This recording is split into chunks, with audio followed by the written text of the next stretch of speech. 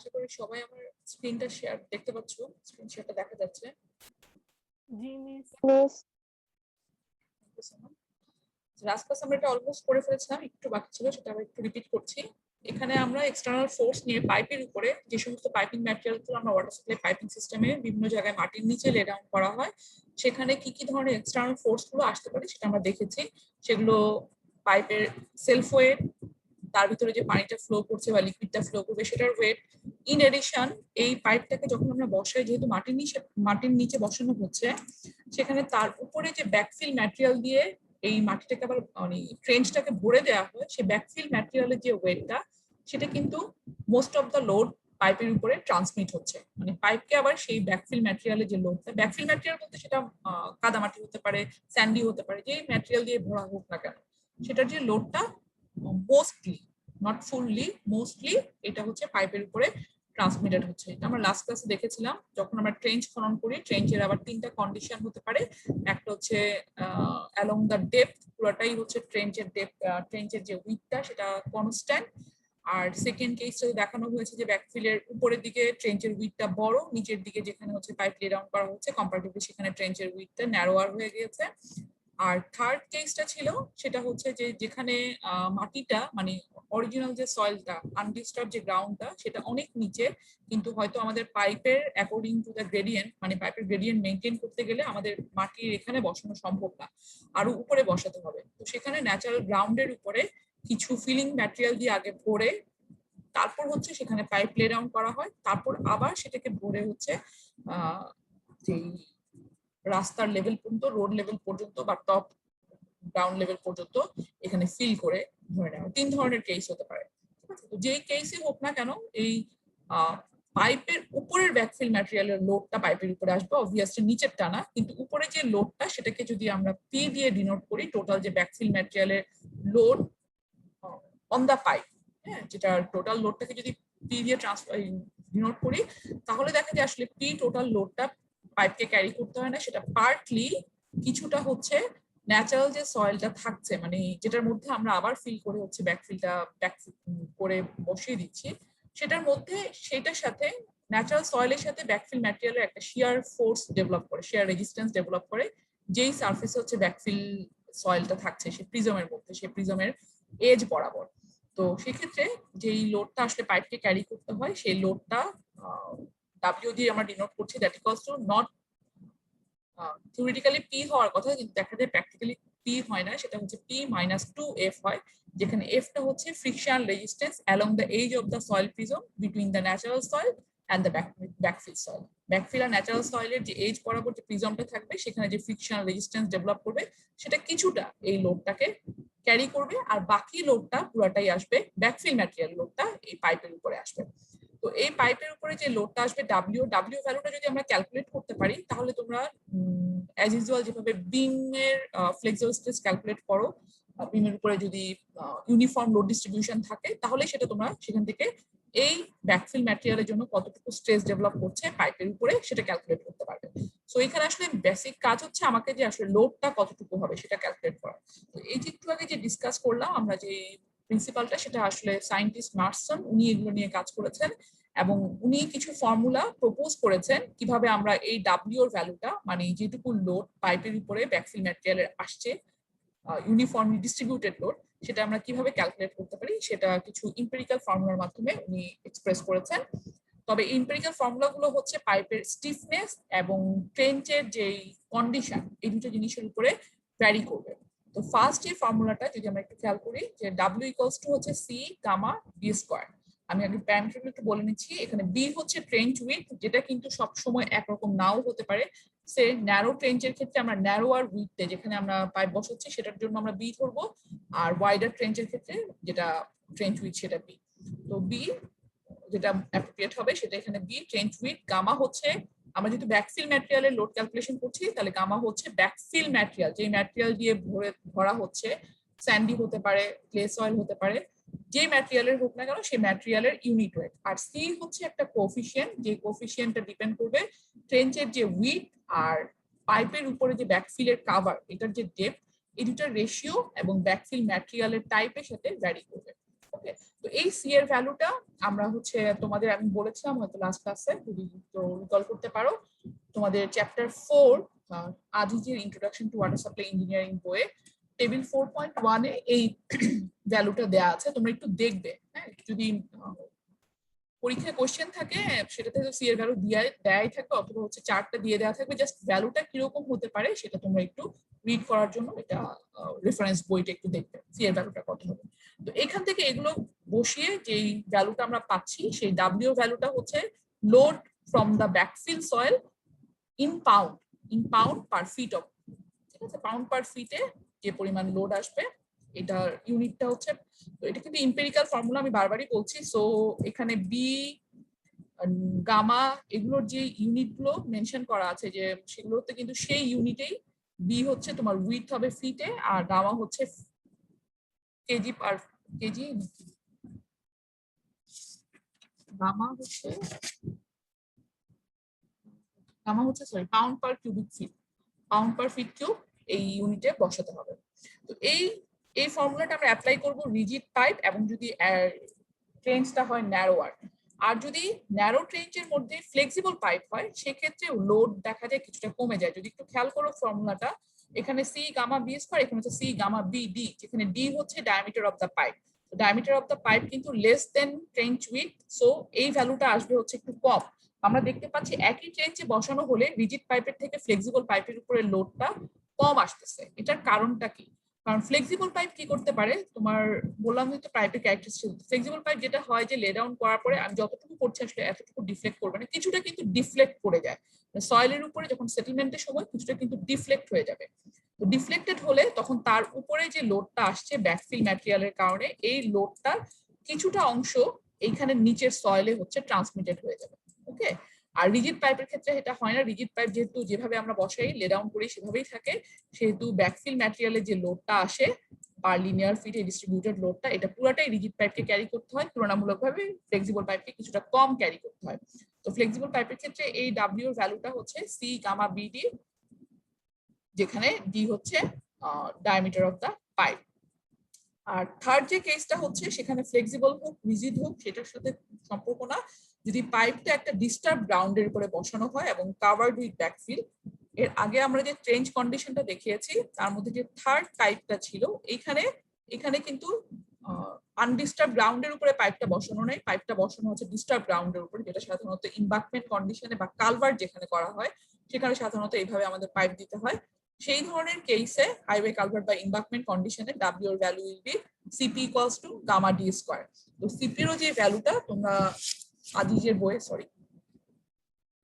বইয়ে টেবিল 4.2 তে পাবা। সিপির ভ্যালুটা ব্যাকফিল কাভারের যে ডেপথটা এবং পাইপের যে ডায়ামিটার, এই দুটার রেশিওর সাথে সাথে চেঞ্জ হয়, এবং stiffness of the pipe, I mean rigid pipe না ফ্লেক্সিবল পাইপ, তার সাথে সাথেও চেঞ্জ হয়। তো আমি এটার যে অঙ্কগুলো সেগুলো করাচ্ছি না, তোমরা একটু ম্যাথমেটিক্যাল প্রবলেম আছে এই রিলেটেড, যেটা খুবই সিম্পল, শুধুমাত্র ডিরেক্টলি এই ফর্মুলা বসিয়ে, কিন্তু তোমাদের একটু খেয়াল করতে হবে যে ফর্মুলাটা কোনটা বসাবো, যে পাইপের কন্ডিশনটা কি আর ট্রেঞ্চের কন্ডিশনটা কি, এই জিনিসগুলো একটু খেয়াল করে অ্যাপ্রোপ্রিয়েট সি অর সিপি সেই এবং অ্যাপ্রোপ্রিয়েট ফর্মুলাটা ইউজ করতে হবে। ঠিক আছে, তো তোমরা এটার জন্য আজিজের বইয়ের 3টে এক্সাম্পল আছে, example 1, 2, 3 surface water collection and transportation, এই চ্যাপ্টারে তোমরা এই 3টা প্রবলেম নিজেরা একটু করবে।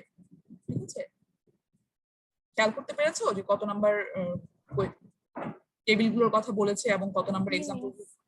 মিস, আমাদের যদি কভার ডেপথ আর পাইপ ডায়ামিটার 1 2 3 এরকম নাম্বার না এসে কোনো মিস ফ্র্যাকশনাল নাম্বার আসে, তখন কি করব? তোমাদের যদি টেবিলে চার্টে যে ভ্যালুগুলো দেওয়া আছে সেগুলোর মধ্যে মানে ইন্টারমিডিয়েট যদি কোনো ভ্যালু আসে, তাহলে কি করতে হবে, আমাদেরকে ইন্টারপোলেশন করতে হবে। ইন্টারপোলেশন করা তো তোমরা শিখেছো। জি মিস। হ্যাঁ, ইন্টারপোলেট করে যদি একদম এক্স্যাক্টলি যেই ভ্যালু আছে সেই ভ্যালুতে, এটাই খুব স্বাভাবিক যে তোমাদের ওই ভ্যালু আসবে না। ইন্টারমিডিয়েট কোনো ভ্যালু হলে ইন্টারপোলেট করে কিন্তু ভ্যালুগুলো হচ্ছে বের করতে হবে।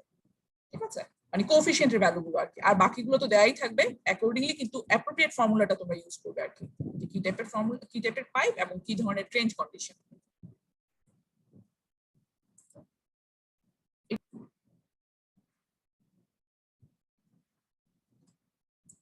যে নেক্সট টপিকসটা আমরা দেখবো সেটা হচ্ছে পাম্প এন্ড পাম্পিং মেশিনারিজ। আমরা সোর্স, আমি অলরেডি পড়িয়েছি সারফেস ওয়াটার কালেকশন ট্রান্সপোর্টেশন। তো সারফেস ওয়াটার থেকে পানি আমরা যদি কালেক্ট করতে চাই ওয়াটার সাপ্লাই সিস্টেমের জন্য সোর্স হিসেবে, অথবা গ্রাউন্ড ওয়াটার থেকে কালেক্ট করতে চাই, যে সোর্স থেকে আমরা পানিটা কালেক্ট করি না কেন সেগুলো সাধারণত আমাদের গ্রাউন্ড লেভেলের যে এলিভেশনটা তার থেকে সাধারণত দুইটা সোর্সই। গ্রাউন্ড ওয়াটার তো অবভিয়াসলি নিচে থাকে, ইভেন সারফেস ওয়াটারও কিন্তু কিছুটা হলেও নিচে থাকে, হ্যাঁ, বিলো দা গ্রাউন্ড লেভেল। তো সেগুলোকে এই যে লিফটিং করার জন্য, সোর্স থেকে কালেকশন করার জন্যই ফার্স্টে আসলে এই ডিভাইসটা দরকার হয়, সেটাই হচ্ছে পাম্প। নট নেসেসারিলি যে শুধুমাত্র সোর্স থেকে পানি তোলার জন্যই আমাদের পাম্প দরকার হয়, আরো অনেক জায়গায় ওয়াটার সাপ্লাই সিস্টেমের পাম্প ব্যবহার করা হয়। তো পাম্প কোথায় ব্যবহার করা হয়, তার মেকানিজম গুলো কি কি, বা কি কি ধরনের পাম্প আমরা ব্যবহার করতে পারি ওয়াটার সাপ্লাই সিস্টেমে, বা যখন আমরা পাম্প ইনস্টল করব সেগুলোর মেইন কনসিডারেশন গুলো, ডিজাইন কনসিডারেশন গুলো কি কি হবে, সেই জিনিসগুলো আমরা মোটামুটি এই টপিকসে কভার করব। প্রথমে আসি পাম্পের ডেফিনেশন। পাম্প হচ্ছে একটা মেকানিক্যাল ডিভাইস। মেকানিক্যাল ডিভাইস, এটার কাজটা কি? পাম্প কি করে? পাম্প হচ্ছে যখন রান করে তখন তার যে মেকানিক্যাল এনার্জিটা, সেই এনার্জিটা লিকুইডে, মানে আমাদের এখানে ওয়াটার বা যে কোনো লিকুইডের ক্ষেত্রে হতে পারে, লিকুইডে প্রেসার এনার্জি হিসেবে ট্রান্সফার করে। ঠিক আছে, আবারও বলছি, পাম্প কি করছে? পাম্প হচ্ছে নিজের যে এনার্জিটা থাকে, মেকানিক্যাল এনার্জিটা, সেই এনার্জিটাকে ট্রান্সফার করে যখন লিকুইড পাম্পের কন্টাক্টে আসে, স্পেশালি ইনার যে পার্টটাতে পাম্পটা অপারেট করছে, যেটাকে অনেক ক্ষেত্রে ইম্পেলার বলে থাকে, অনেক ধরনের ডিভাইস হতে পারে, এটা ডিপেন্ড করে পাম্পের টাইপের উপরে।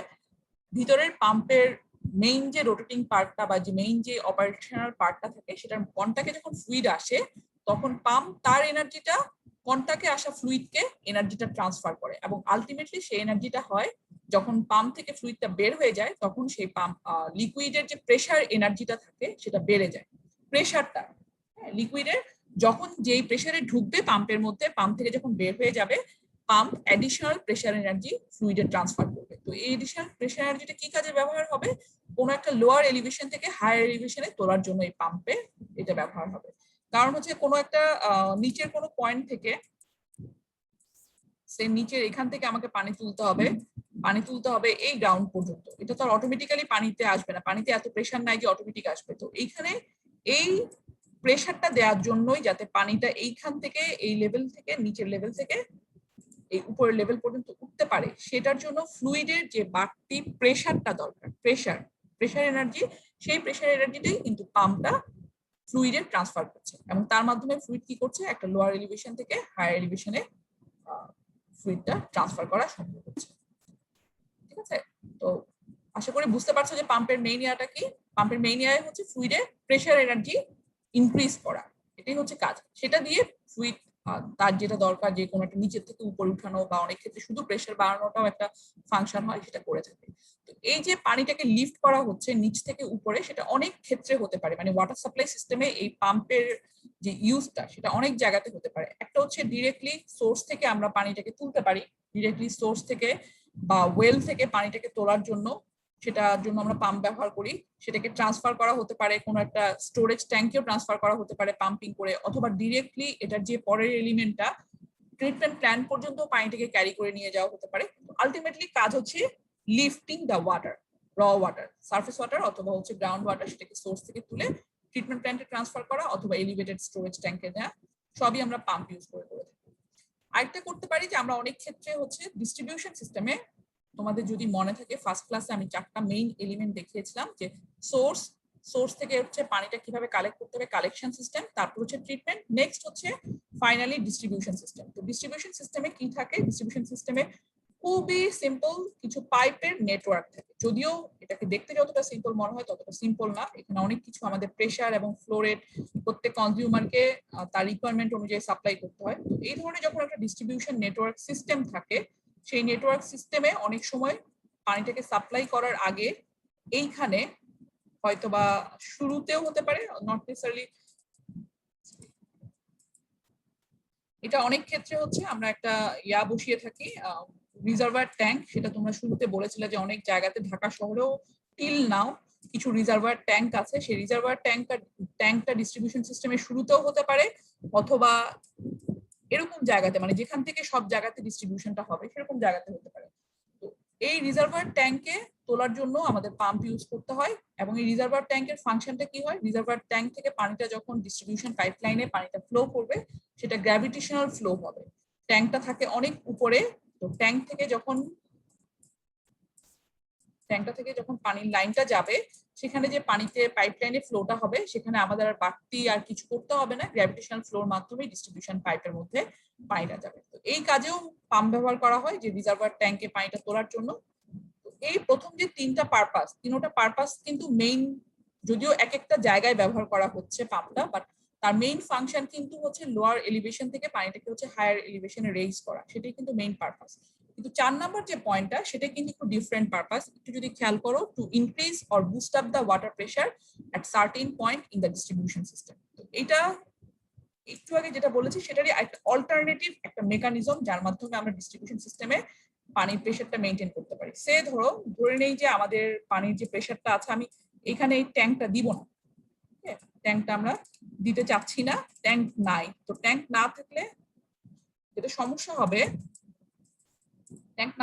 সমস্যা হবে, যখন পাইপলাইনের মধ্য দিয়ে পানিটা যাবে, আমি যদিও কালার ডিফারেন্ট হয়ে যাচ্ছে, সবগুলো হচ্ছে পাইপলাইন ধরে নাও, পাইপলাইনের মধ্য দিয়ে যখন যাবে আপস্ট্রিমের থেকে ডাউনস্ট্রিমের দিকে যেতে থাকবে, পানির ফ্লোটা যদি এই ডিরেকশনে হয়, আমরা জানি যে ফ্লুইডের টেন্ডেন্সি হচ্ছে যখন আপস্ট্রিম থেকে ডাউনস্ট্রিমে যাবে প্রেশারটা গ্র্যাজুয়ালি কিন্তু ডিক্রিজ করতে থাকবে। সো এইদিকে যদি কোনো কনজিউমার থাকে এই এন্ড গুলোতে, ওই কনজিউমার কিন্তু সবচেয়ে কম প্রেশারে পানি পাবে।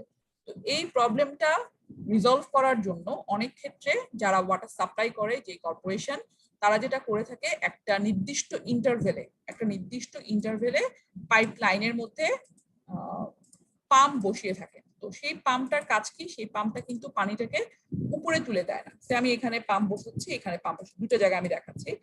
এখানে পাম্প বসালে কি হবে, এবং আমি পানি কিন্তু উপরে তুলছি না, জাস্ট পাইপ লাইনের মধ্যে একটা পাম্প বসানো আছে। ওকে, তো পাইপ লাইনের মধ্যে যদি আমি পাম্প বসাই, পাম্পের মেইন ফাংশনটা কিন্তু সেম, যে পাম্প কি করবে, তার এনার্জিটা ফ্লুইডে ট্রান্সফার করবে, যার মাধ্যমে ফ্লুইডের, বা এখানে আমরা পানির কথা বলছি, পানির প্রেশার বাড়বে। তো এখানে কি হবে, এই পাম্পটা বসানোর আগে পাইপলাইনে পানি আসছে, প্রেশার কমছে, তারপর পাম্পের মধ্যে পানিটা ঢুকলো, পাম্পের আউটলেট দিয়ে যখন বের হয়ে যাবে, তা ইনলেটে যে পানির প্রেশার ছিল তা কিন্তু আবারও বেড়ে যাবে আউটলেট দিয়ে। আবার যাচ্ছে পানির প্রেশারটা কমে যাচ্ছে, আবার আমরা পাম্পিং করছি, সেক্ষেত্রে আবারও ফ্লুইডের প্রেশারটা বাড়বে। তো এইখানে এই পাম্পগুলো ব্যবহার করা হচ্ছে পানিগুলোকে কিন্তু উপরে তোলার জন্য। এই পাম্পগুলো ব্যবহার করা হচ্ছে ডিস্ট্রিবিউশন সিস্টেমের মধ্যে প্রেশারটাকে মেনটেন করার জন্য, একটা নির্দিষ্ট প্রেশারের থেকে যাতে কমে না যায়, প্রেশারটাকে বুস্ট আপ করার জন্য বা ইনক্রিজ করার জন্য আমরা সার্টেন পয়েন্টে ডিস্ট্রিবিউশন সিস্টেমে এইভাবে পাম্পিং করে থাকি। ডিস্ট্রিবিউশন সিস্টেমে যেখানে এই ধরনের ট্যাঙ্ক প্রোভাইড করা হয় না, এবং সেখানে যদি ডিস্ট্রিবিউশনের কাভারেজ এরিয়াটা বা ট্রিবিউটারি এরিয়াটা যদি অনেক বড় হয়, সেক্ষেত্রে অ্যালং দ্য ডিস্ট্রিবিউশন লাইন বিভিন্ন পয়েন্টে কিছু পাম্প বসানো হয়, যেগুলো কিন্তু পানিকে উপরে তুলবে না, একই লেভেলেই রাখবে, শুধুমাত্র পানির প্রেশারটাকে বাড়িয়ে সেটাকে আবার আউটলেটের দিকে ছেড়ে দিবে। ক্লিয়ার হচ্ছে এই ফাংশনটা? তো তার মানে ওয়াটার সাপ্লাই সিস্টেমের পাম্প যদিও একটা কাজই করছে, যে পানির প্রেশারটা বা ফ্লুইডের প্রেশারটা বাড়িয়ে দিচ্ছে, বাট সেটার মাধ্যমে দুইটা কাজ হতে পারে, মানে দুইটা পারপাস সার্ভ করতে পারে। একটা হচ্ছে পানিকে নিচ থেকে উপরের দিকে তোলা যেতে পারে, আরেকটা হচ্ছে একই এলিভেশনে রেখেই শুধুমাত্র পানির প্রেশারটাকে বাড়িয়েও কিন্তু আমরা পানিটাকে ডিস্ট্রিবিউশন সিস্টেমে সাপ্লাই করতে পারি। দুটা পারপাস সার্ভ করতে। নেক্সট আমরা পাম্পের কিছু ক্লাসিফিকেশন দেখব, খুবই সিম্পল ক্লাসিফিকেশন। এই যে ফার্স্ট যে ক্লাসিফিকেশনটা, বিভিন্ন ক্যারেক্টারিস্টিক্স উপর বেস করে কিছু ক্লাসিফিকেশন। প্রথম ক্লাসিফিকেশনটা হচ্ছে based on class of service, কিভাবে সার্ভিস দিচ্ছে বা কোথায় সার্ভিস দিচ্ছে সেই টাইপের উপর বেস করে ক্লাসিফিকেশন। ফার্স্টেরটা হচ্ছে deep well pump. Deep well pump বলতে যেটা ডিপ টিউবওয়েলের মধ্যে সাধারণত আমরা হ্যান্ড টিউবওয়েল যেটা করি, মানে হ্যান্ড অপারেটেড যেটা টিউবওয়েল, সেগুলোতে কিন্তু আমি ইজিলি পানিটাকে তুলতে পারি, বাট যেটা ডিপ টিউবওয়েল থাকে, যেটা অনেক ডিপ ওয়াটার বিয়ারিং ফরমেশন থেকে বা আন্ডারগ্রাউন্ড ওয়াটারটা অনেক নিচ থেকে তুলতে হয়, সেখানে কিন্তু পাম্প বসানো ছাড়া পানিটা কখনোই উপরে উঠে আসবে না। তো সেখানে যে পাম্পগুলো বসানো হয় ডিপ টিউবওয়েলের ক্ষেত্রে, পানিটাকে স্টোরেজ রিজার্ভারে নেওয়ার জন্য বা ডিরেক্টলি অনেক সময় ডিস্ট্রিবিউশন সিস্টেমে, যেটা ঢাকায় করা হয়, ডিরেক্টলি ডিপ ওয়েল থেকে ডিস্ট্রিবিউশন সিস্টেমে পানিটা সাপ্লাই করা হয়, সেক্ষেত্রে পাম্পকে বলা হবে হচ্ছে ডিপ ওয়েল পাম্প। এরপরে আসুন লো লিফট পাম্প এবং হাই লিফট পাম্প। এটার আগে এখানে একটু আমার লিফটটা বা হেডটা কি সেটা একটু ডিফাইন করা দরকার, না হলে বুঝতে পারবে না। তো আমি চেষ্টা করছি যতটা একটু সিম্পল করে পাম্পের পাইপিং ডায়াগ্রামটা ড্র করা যায়। এখানে ধরে নিচ্ছি আমার পাম্প আছে একটা ইন্টারমিডিয়েট একটা জায়গাতে, আর পানিটা যেখান থেকে পানিটা কালেক্ট করা হচ্ছে, পানিটা সোর্সটা হচ্ছে এখানে, এটা হচ্ছে সাকশন পাইপ। সাকশন পাইপ বলতে যেটা সোর্স থেকে পাম্প পর্যন্ত পানি যাচ্ছে, আর এটা হচ্ছে ডিসচার্জ পাইপ, যেটা হচ্ছে পাম্প থেকে পানিটা ডিসচার্জ হচ্ছে যেই এলিভেশনে যে সেই পর্যন্ত যাচ্ছে। ঠিক আছে, তো এখানে আমরা দেখতে পাচ্ছি যে হাইট যে এলিভেশনটা লিফট করছে সেটাকে আমরা দুইটা পার্টে ভাগ করতে পারি। একটা হচ্ছে সাকশন সাইডে যে পরিমাণ এলিভেশনটা রেইজ করছে ফ্লুইডটা, দ্যাট মিন্স এইখান থেকে যেই রিজার্ভার থেকে বা রিভার থেকে যেখান থেকে আমরা তুলি না কেন সেটার যে সারফেসটা ওয়াটার সারফেস থেকে পাম্পের সেন্টার লাইন পর্যন্ত যে হাইটটা, এটাকে বলা হচ্ছে সাকশন লিফট। যেহেতু পানিটা এখানে উপরে উঠছে এই জন্য আমি এটাকে লিফটই বলছি, সাকশন লিফট। ওকে, আর ডিসচার্জ লিফট কোনটা? ডিসচার্জ লিফট হচ্ছে পাম্পের সেন্টার লাইন থেকে ডিসচার্জ পয়েন্ট পর্যন্ত যে এলিভেশনটা হাইটটা যেটা, এটা হচ্ছে ডিসচার্জ লিফট। এটাও উপরের দিকেই অবশ্যই তুলছে, নিচের দিকে তো নামানোর জন্য আমাদের পাম্প প্রয়োজন নেই। তো পাম্পে টোটাল লিফট বলতে বা টোটাল হেড বলতে একই কথা। লিফট বা হেড হচ্ছে আসলে কমন টার্ম হিসেবে, অনেক ক্ষেত্রে সাকশন সাইডে লিফট নাও হতে পারে, দ্যাটস ওয়াই এটাকে একটা কমন টার্মিনোলজির মাধ্যমে বলা হচ্ছে হেড। তো টোটাল লিফট বা টোটাল হেড বলতে আমরা বুঝি যে কোন জায়গা থেকে কতটুকু তুলছে, that means suction lift plus discharge lift, এই টোটাল মিলে যে হেডটা এটাকে আসলে সাধারণত আমরা পাম্পিং হেড বলে থাকি। হ্যাঁ, যে পাম্পের যে হেড ক্যাপাসিটি, এইটা যদি খুব স্মল হয়, মানে এই যে এখান থেকে এখানে পর্যন্ত তোলাটাকে যদি খুব সামান্য হয়, কয়েক ফিট ধরো, খুব অল্প পরিমাণে হয়, খুব ছোট একটা জায়গাতে খালি তুলছে, সেক্ষেত্রে সেটাকে আমরা বলছি লো লিফট পাম্প, মানে তার হেডটা টোটাল অ্যাক্টিং হেডটা কম। আর হাই লিফট পাম্পটা কোনটা? যেটার টোটাল হেডটা হচ্ছে অনেক বেশি। তো সাধারণত ট্রিটমেন্ট প্ল্যান্টে, ওয়াটার সাপ্লাই সিস্টেমের ট্রিটমেন্ট প্ল্যান্টের অনেকগুলো ইউনিট থাকে, তোমরা জানো। সেখানে একটা ইউনিট থেকে আরেকটা ইউনিটে ট্রান্সফার করতে গেলেও দেখা যায় যে পাম্প করতে হয়, সেটা পানি অটোমেটিক্যালি গ্র্যাভিটেশন ফ্লোর মাধ্যমে অপারেট করা সম্ভব হয় না। সেক্ষেত্রে পাম্পিং যে হেডটা হয় সেটা খুব ছোট হয়, সেক্ষেত্রে আমরা সেটাকে লো লিফট পাম্প বলতে পারি। ওকে, যেগুলো লিফট বা হেডটা অনেক কম। আর হাই লিফট পাম্প হচ্ছে সাধারণত সোর্স থেকে, আমরা সাধারণত গ্রাউন্ড ওয়াটার বা সারফেস ওয়াটার থেকে যখন ট্রিটমেন্ট প্ল্যান্টে বা ডিরেক্টলি ডিস্ট্রিবিউশন সিস্টেমে যখন আমি পানিটা তুলছি, সেখানে এই হেডটা টোটাল যে পাম্পিং হেড সেটা অনেক বেশি হয় ইউজুয়ালি, সেক্ষেত্রে সেটাকে আমরা বলছি হচ্ছে high lift pump. Just head বেশি আর এটা হচ্ছে হেড কম। ওকে, নেক্সট টাইপটা হচ্ছে বুস্টার পাম্প। বুস্টার পাম্পটা আমি এর আগে যেটা আমরা এখানে ডিসকাস করেছিলাম যে ডিস্ট্রিবিউশন সিস্টেমে কিছু কিছু ক্ষেত্রে পানির লাইনে পানির প্রেসারটাকে মেনটেন করার জন্য পাইপ লাইনের মধ্যে আমরা পাম্প ইউজ করে থাকি, যে এই পাম্পটা আউটলেটটা এবং ইনলেটটা সেম এলিভেশনে থাকে। দ্যাট মিনস পানি একই লেভেলে ট্রান্সফার হচ্ছে, কিন্তু পানির ইনলেটে যে পানির প্রেসারটা থাকবে আউটলেটের পানির প্রেসারটা হচ্ছে বেড়ে যাবে। তো এইখানে পানির প্রেসারটাকে বুস্ট আপ করার জন্য বা ইনক্রিজ করার জন্য পাম্প ব্যবহার করা হচ্ছে। এই ধরনের পাম্পকে আমরা বলে থাকি হচ্ছে বুস্টার পাম্প। সেটা সাধারণত হচ্ছে আমরা ডিস্ট্রিবিউশন সিস্টেমের হেড লসটাকে যেটা হয়ে যায় সেটাকে আবার সেটাকে ম্যাক্সিমাইজ করার জন্য সেখানে আমরা বুস্টার পাম্প ইউজ করে পানির প্রেসারটা মেনটেন করার চেষ্টা করে থাকি। নেক্সট হচ্ছে standby pump. Standby পাম্পের সার্ভিসটা বুঝতেই পারছো, এটা হচ্ছে স্ট্যান্ড বাই ইউনিট হিসেবে কাজ করবে। যখন লার্জ পাম্পিং ইনস্টলেশন থাকবে সেখানে অ্যাডিশনাল স্ট্যান্ড বাই ইউনিট থাকবে, যাতে রেগুলার যে ইউনিটটা সেটা যদি কোনোভাবে ফেল করে যায়, হয়তোবা ধরো ইলেকট্রিক্যালি অপারেটেড পাম্প ছিল, সেটা যদি পাওয়ার ফেলিউর হলো, সেটার কাজ করছে না, তখন যাতে স্ট্যান্ড বাই ইউনিটটা কাজ করা যায় সেই ধরনের অন্য অ্যাডিশনাল অ্যারেঞ্জমেন্টে রাখতে হবে। এরপর আসো fire service pump. Fire service pump বলতে ফায়ার সার্ভিস ওয়ার্কাররা ফায়ার ফাইটিং এর জন্য যে পাম্প ইউজ করে, হ্যাঁ, সেটা হচ্ছে ফায়ার সার্ভিস পাম্প। কিন্তু ওরা কেন পাম্প ইউজ করবে সেটা হচ্ছে কথা, যে আমরা কেন ফায়ার সার্ভিসের জন্য আমাদের পাম্প দরকার। তো ফায়ার ফাইটাররা যারা বিশেষ করে মাল্টি স্টোরিড বিল্ডিং এর ফায়ার ফাইটিং করতে যায়, তখন তোমরা দেখেছো অনেক সময় কিন্তু বলা হয় যে হ্যাঁ পানি এনাফ আছে, পানি দিচ্ছে, বাট পানির প্রেসার কিন্তু অত বেশি না, that's why multi storied building এর অনেক সময় উপরের দিক পর্যন্ত পানিটা যায় না। বা ইভেন লো রাইজ বিল্ডিং হলেও যত হাই প্রেসারে পানিটা যাবে তো তত দ্রুত কিন্তু আগুনটা নিভাতে কিন্তু সহজ হবে। তো পানির প্রেসারটা ফায়ার ফাইটিং এর জন্য খুব ইম্পর্টেন্ট। তো অনেক সময় পাইপলাইনে, যে পাইপলাইন থেকে ফায়ার ফাইটিং এর জন্য পানিটা নেওয়া হয় বা রিজার্ভ ট্যাঙ্ক থেকে যদি পানিটা নেওয়া হয়, সেখানে পানির প্রেসার থাকে না। সেই পানির প্রেসারটাকে বাড়ানোর জন্য, নির্দিষ্ট পরিমাণে বাড়ানোর জন্য যে পরিমাণে দরকার ফর এফিশিয়েন্ট ফায়ার ফাইটিং, সেটার জন্য আমরা যে পাম্পটা ইউজ করে থাকি সেটা ফায়ার সার্ভিস পাম্প। বাট এটার আলটিমেটলি কাজ হচ্ছে পানির প্রেশারটাকে বাড়ানো, যাতে ইফেক্টিভলি ফায়ার ফাইটিংটা করা সম্ভব। জাস্ট কি কোথায় ইউজ হচ্ছে সেইটার উপর বেস করে ক্লাসিফিকেশন, খুবই সিম্পল ক্লাসিফিকেশন। নেক্সট ক্লাসিফিকেশন হচ্ছে ফর্ম অফ মোটিভ পাওয়ার, মানে পাম্প কিন্তু নিজে নিজে অপারেট করতে পারে না, যেটা বললাম যে পাম্পের এনার্জি ফ্লুইডে ট্রান্সফার করবে, বাট আগে তো পাম্পকে অপারেট করতে হবে। তো পাম্পকে ড্রাইভ করার জন্য কিছু না কিছু মোটিভ পাওয়ার লাগে, সেটা সাধারণত ইলেকট্রিসিটি হয়ে থাকে, অথবা বিভিন্ন ধরনের ফুয়েল ড্রিভেন পাম্পও হয়ে থাকে। ফুয়েল হিসেবে ডিজেল, গ্যাসোলিন খুব পপুলার। এছাড়া স্টিম এনার্জির মাধ্যমেও পাম্প অপারেট করা হয়ে থাকে, বা সোলার এনার্জির মাধ্যমেও পাম্প অপারেট করা হয়ে থাকে। তো মোটিভ পাওয়ারের উপর বেস করে আমরা এইভাবে হচ্ছে ক্লাসিফাই করতে পারি। ইলেকট্রিক্যালি ড্রিভেন পাম্পের সাথে আমরা সবাই পরিচিত, আমরা অনেক সময় বাসাতেও আমাদের বাসায় নিচের যে আন্ডারগ্রাউন্ড ট্যাঙ্ক থেকে ওভারহেড রিজার্ভার ট্যাঙ্কে তুলে থাকি, সেই যে পাম্পগুলো, ছোট ছোট পাম্পগুলো ইউজ করে থাকি, সেগুলো হচ্ছে ইলেকট্রিক্যালি ড্রিভেন পাম্প। তো সাধারণত মডার্ন যে মিডিয়াম বা স্মল পাম্পিং প্ল্যান্ট গুলো থাকে, সেগুলো এখন খুব বেশি পরিমাণে ইলেকট্রিসিটি ড্রিভেন পাম্প ইউজ করা হয়, কারণ এটা সুবিধা হচ্ছে এটা স্মোক এবং ডাস্ট ফ্রি, ইজিলি অপারেশন করা যায়, সুপারভিশন করাটা খুব সহজ। কম্পারেটিভলি যে পাম্পের ইলেকট্রিক্যাল মোটর, সেটার জন্য কম স্পেস লাগে। বাট এটার সবচেয়ে বড় ডিসঅ্যাডভান্টেজ হচ্ছে, যেহেতু ইলেকট্রিক্যালি ড্রিভেন পাম্প, ইলেকট্রিসিটি যে কোনো সময় চলে যেতে পারে, যে কোনো সময় পাওয়ার ফেলিউর হতে পারে, বিশেষ করে যে জায়গাগুলোতে ফ্রিকোয়েন্টলি পাওয়ার ফেলিউর হয় বা কন্টিনিউয়াস ইলেকট্রিক্যাল সাপ্লাই থাকে না, সেখানে অবশ্যই ইলেকট্রিক্যালি ড্রিভেন পাম্প সুটেবল।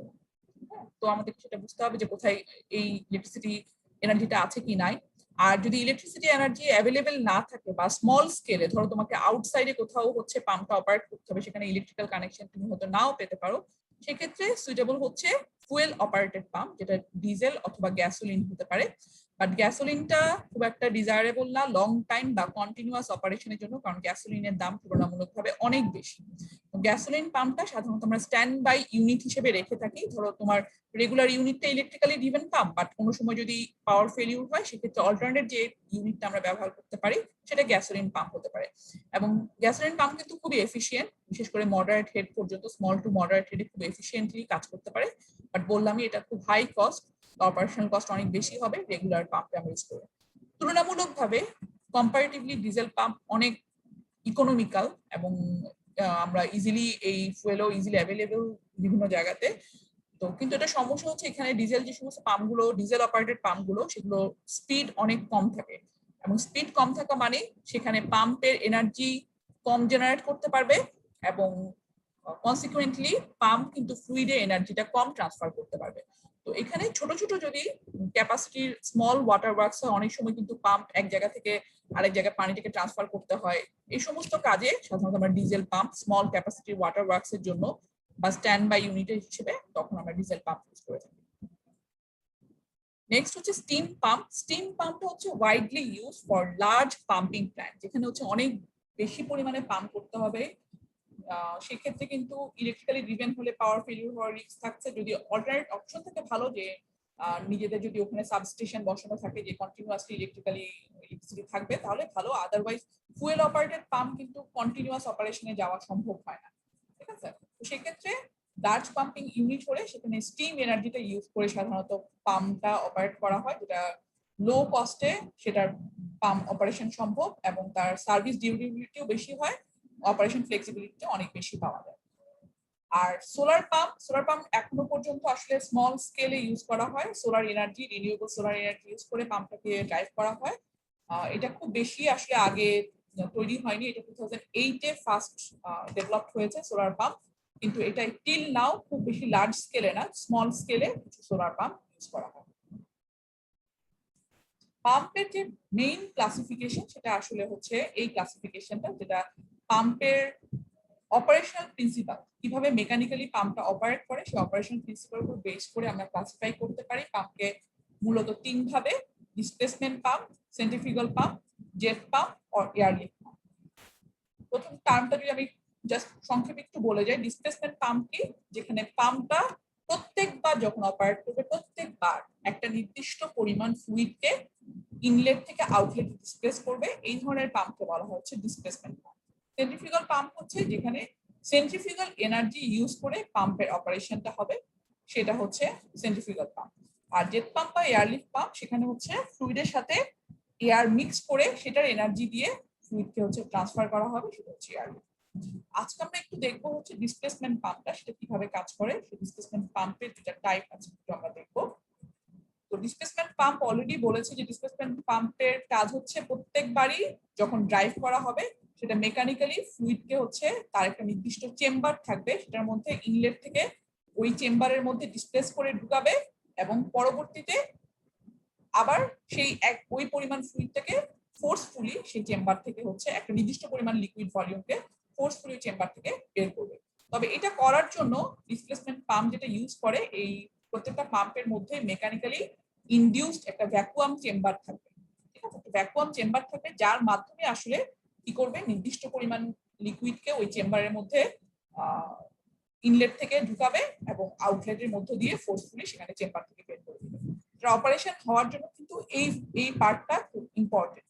আমরা মেকানিক্যালি চেম্বারের ভিতরে একটা ভ্যাকুয়াম চেম্বার করে দিতে হবে, সেটার মাধ্যমে কিন্তু এই ফ্লুইডটাকে, তবে ফ্লুইডের যে ডিসপ্লেসমেন্টের পরিমাণটা বা ভলিউমটা সেটা প্রত্যেকবার অপারেশনের সময় সেটা নির্দিষ্ট যে কতটুকু ফ্লুইড ইনলেট থেকে আউটলেটে যাবে।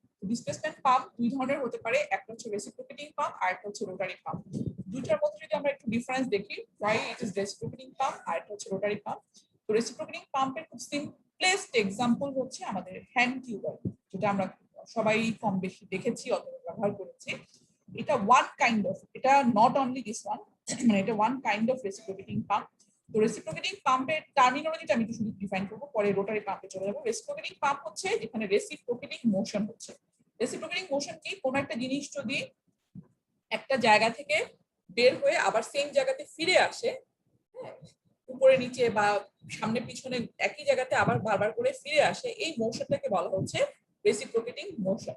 তো রেসিপ্রোকেটিং পাম্পে এই ধরনের একটা এলিমেন্ট থাকবে, যেমন হ্যান্ড টিউবওয়েলের ক্ষেত্রে যেটা এখানে একটা পিস্টন থাকবে, পাম্প রড বা পিস্টন, যেটা কিন্তু এই সিলিন্ডারের মধ্যে একবার উঠে একবার নামে।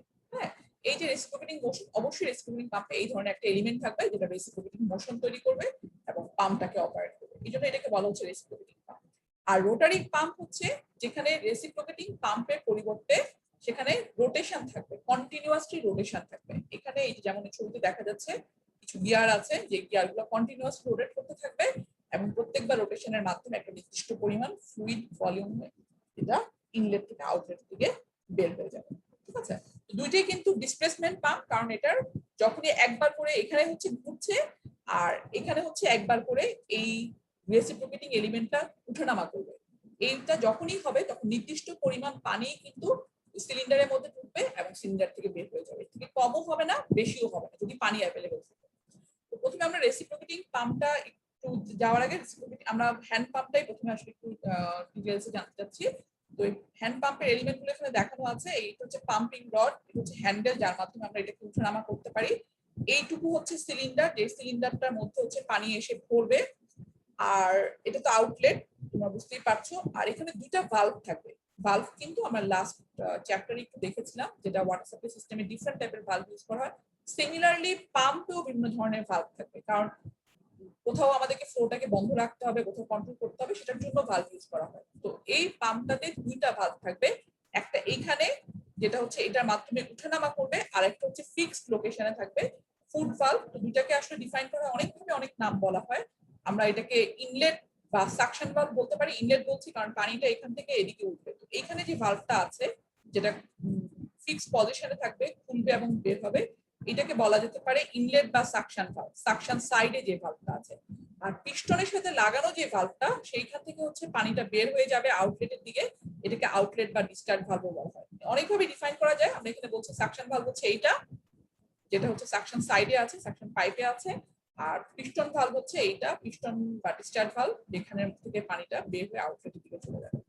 তো এইখানে প্রথম কথায় আসি যে এখানে সাকশন সাইডে, এখানে তোমরা জানো যে আমরা বাইরের থেকে কোনো প্রেসার দেই না, শুধু আমরা হাতলটাকে ঘুরাই। তো যখন আমরা টিউবওয়েলটা বসাই, টিউবওয়েলে পানি কোথা থেকে উইথড্র করা হয়, সারফেস ওয়াটার থেকে না গ্রাউন্ড ওয়াটার থেকে, বলো তো? গ্রাউন্ড গ্রাউন্ড ওয়াটার থেকে। ওকে, তো গ্রাউন্ড ওয়াটারে যে পানিটা থাকে, আমরা তো সারফেস ওয়াটারে যে পানিটা থাকে সেটার উপরে কতটুকু প্রেসার থাকে সেটা আমরা জানি মনে হয়। বলতে পারো সারফেস ওয়াটারের পানিতে কত প্রেসার থাকে? মানে ধরো নদীর মধ্যে বা খালের উপরে যে মধ্যে পানিটা আছে সেটা অ্যাটমসফেরিক প্রেসারটা না ম্যাডাম? হ্যাঁ, অ্যাটমসফেরিক প্রেসারের সমান। এখন বলো যে গ্রাউন্ড ওয়াটারে যে পানিটা থাকে, যেটা মাটির নিচে কোনো একটা ওয়াটার বিয়ারিং ফরমেশনের মধ্যে আবদ্ধ অবস্থায় আছে, সেখানে পানির প্রেসারটা কতটুকু থাকবে? যেটা আমরা টিউবওয়েলের মাধ্যমে আসলে পানিটা তো আমরা গ্রাউন্ড ওয়াটারের পানিটাই তুলবো, তাহলে সেটার প্রেসারটা কতটুকু থাকবে এটা আমাদের আসলে জানা দরকার। প্রাইমারি কাজ হচ্ছে এটা। এই প্রেসারটা কত বলতে পারবে কেউ? মানে এটা কি ভ্যারিয়েবল, কম হবে অ্যাটমসফেরিক প্রেসারের থেকে নাকি বেশি হবে, কি মনে হয়? কোনো আইডিয়া আছে? আমি বলে দিচ্ছি, এটা শুনতে একটু অদ্ভুত লাগে বাট খুব ইন্টারেস্টিং ব্যাপার হচ্ছে, যদিও মাটির নিচে তার উপরে অনেক মাটির লেয়ার থাকছে, সেটার চাপে থাকা সত্ত্বেও এই গ্রাউন্ড ওয়াটারে যে পানি যেটা থাকে, যখন আমরা এইভাবে সাকশন পাইপ ইনস্টল করব, সেখানে যে প্রেসারটা থাকবে সেই প্রেসারটা থাকবে হচ্ছে 1 অ্যাটমসফেরিক প্রেসারের সমান। ঠিক আছে, তাহলে এইখানে যে পানিতে প্রেসারটা থাকছে সেই প্রেসারটাই কিন্তু এখানে সাকশন পাইপের মধ্য দিয়ে পানিটাকে তুলে দিতে সাহায্য করবে। এই প্রেসারটা যদি না থাকতো, এই প্রেসারটা যদি আরো কম হতো, তাহলে কিন্তু এভাবে এফিশিয়েন্টলি তোলা যেত না। তো গ্রাউন্ড ওয়াটারে হোক সারফেস ওয়াটারে হোক, এখানে কিন্তু পানির মধ্যে একটা প্রেসার থাকে। ইভেন গ্রাউন্ড ওয়াটারে সারফেসে থেকে যদি আমরা রেসিপ্রোকেটিং পাম্পের মাধ্যমে পানিটা তুলি, সেখানে পানির প্রেসারটা থাকছে। আর যদি কোনো রিজার্ভার থাকে, যে রিজার্ভারটা ওপেন, সেই ওপেন রিজার্ভারে তো অবশ্যই 1 অ্যাটমসফেরিক প্রেসার থাকবে। ইভেন গ্রাউন্ড ওয়াটারেও পানির প্রেসারটা থাকছে 1 অ্যাটমসফেরিক প্রেসারের সমান।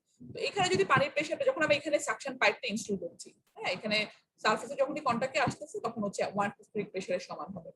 তো পানিটা কিন্তু এই প্রেসারে, যদি এখানে এই ভালভটা খোলা থাকে, এই ভালভটা যদি খোলা থাকে, তাহলে কিন্তু যেহেতু পানিতে একটা প্রেসার আছে, সেই প্রেসারের কারণে পানি কিন্তু অটোমেটিক্যালি পানিটা কিন্তু এই সিলিন্ডারের মধ্যে ঢুকে যেতে পারে, কিন্তু কন্টিনিউয়াসলি যাতে ঢুকে সেটা এনশিওর করার জন্য আমরা যেটা করে থাকি, সিলিন্ডারের মধ্যে একটা, আমি শুরুতেই বলেছি, ডিসপ্লেসমেন্ট পাম্পে একটা ভ্যাকুয়াম চেম্বার থাকবে, যে ভ্যাকুয়াম চেম্বারটার মাধ্যমে কিন্তু আসলে প্রত্যেকবার পানিটা ঢুকবে। তো যেটা হয়, পিস্টনটা যখন উপরের দিকে উঠতে থাকবে, এই পিস্টনটা, তখন সেই ভ্যাকুয়াম চেম্বারটা আরেকটু উপরের দিকে উঠে থাকবে। তো এখানে একটা ভ্যাকুয়াম তৈরি হবে এবং একটা লোয়ার প্রেসার রিজিয়ন তৈরি হবে। এখানে পানি ছিল, পানিতে অনেক প্রেসার আছে এবং ফুটবলটা খুলে যাচ্ছে। তো ফুটবলটা খুলে গেলে পানিতে এখানে এনাফ প্রেসার, আর এখানে হচ্ছে একটা ভ্যাকুয়াম। তো ফ্লুইডের টেন্ডেন্সি কি, ফ্লুইড কি করবে, লোয়ার হাই প্রেসার রিজিয়ন থেকে লোয়ার প্রেসার রিজিয়নে চলে যাবে। তো অটোমেটিক্যালি ফ্লুইডটা কিন্তু বা পানিটা এখানে এই সোর্স থেকে এসে সিলিন্ডারে জমা হবে। তবে কতটুকু জমা হবে, আমরা যেটা বললাম, পিস্টনটা কতটুকু উঠবে বা সিলিন্ডারের সাইজ কতটুকু, সেটার উপর ডিপেন্ড করবে যে এখানে সিলিন্ডারটা কতটুকু করবে। আবার সেকেন্ড ইয়াতে যখন আমরা হাতলটাকে উপরের দিকে তুলে দেবো, পিস্টনটা আবার নিচের দিকে নামবে এবং নিচের দিকে নামার সময় ফুট ভালভটা বন্ধ হয়ে যাবে। তখন সিলিন্ডারে যে পানিটা জমা হয়েছে, তখন এই ডিসচার্জ ভালভের উপরে উঠে আসবে এবং আউটলেট দিয়ে বের হয়ে যাবে। তো এইটা আরেকটু ক্লিয়ারলি বোঝার জন্য আমি একটা তোমাদের দেখাতে চাচ্ছি। ভিডিও ইউটিউবে আছে অ্যাভেলেবেল, বাট তারপরেও আমি এটা একটু দেখাতে চাচ্ছি। আমার মনে হয় দেখলে একটু তোমাদের ক্লিয়ার হবে কিভাবে।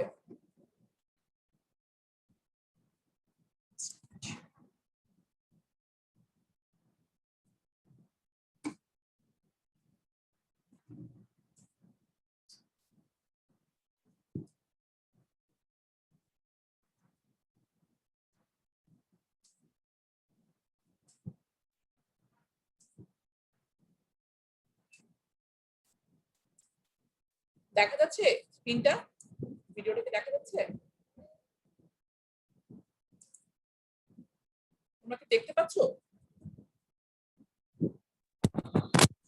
জি, দেখতে পাচ্ছি। আমি আগে প্লে করে নিই, তুমি একটু খেয়াল করো, তারপর আমি ব্রিফ করবো। এলিমেন্টগুলো অলরেডি আমি ডেসক্রাইব করেছি কি কি থাকবে।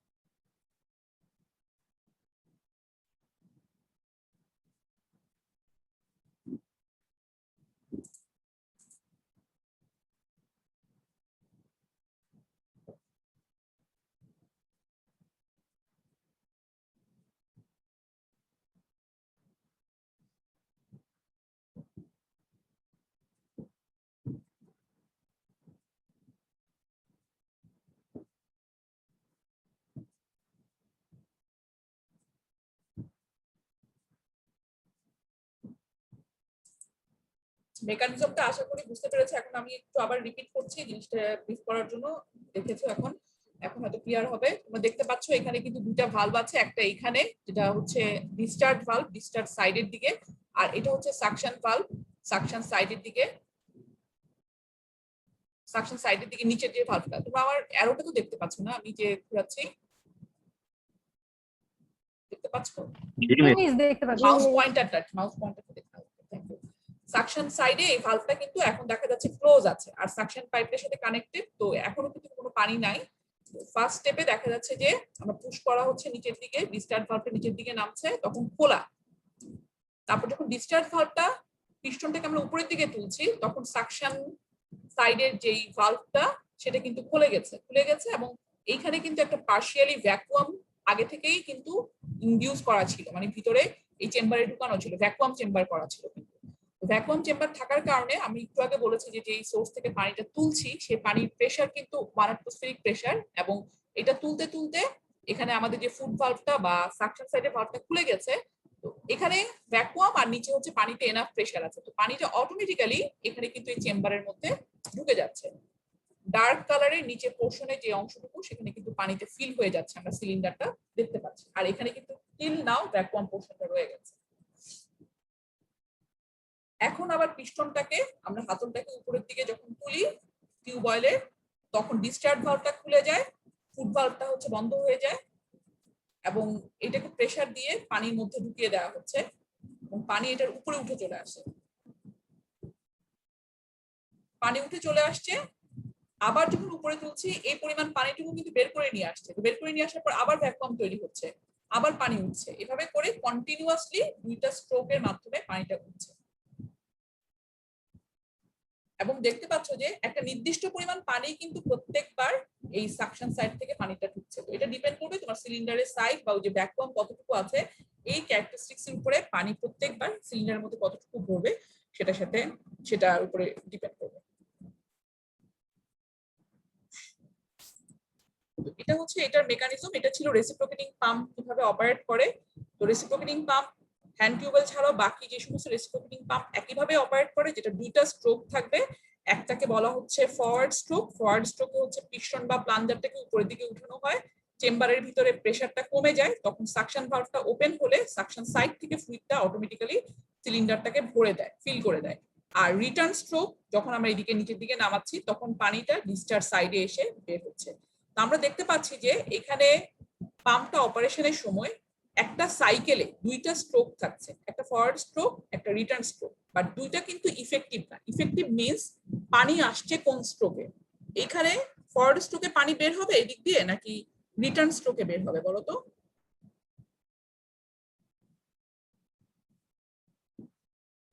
এখানে শুধুমাত্র রিটার্ন স্ট্রোকে, ফরওয়ার্ড স্ট্রোকে পানিটা এখানে এসে ভরবে, আর রিটার্ন স্ট্রোকে ডিসচার্জ ভালভ থেকে পানিটা নিয়ে উপরের দিকে উঠছে।